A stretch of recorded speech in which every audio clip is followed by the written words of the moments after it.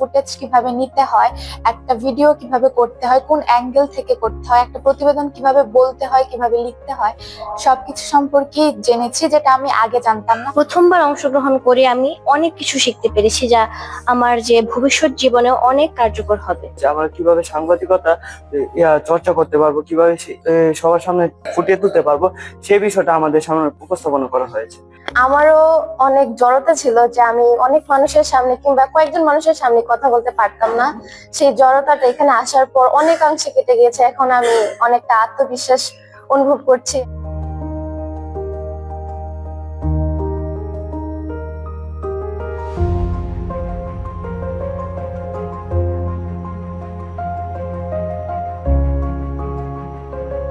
ছোটবেলা থেকেই যে নিরপেক্ষ এবং গ্রহণযোগ্য সাংবাদিকতা শেখানোর জন্য শিশুদেরকে, যাতে করে বড় হয়ে কেউ যদি সাংবাদিক হতে চায় তাহলে তাদের জন্য এটা একটা একটা ভিত্তিমূল হিসেবে কাজ করে আর কি।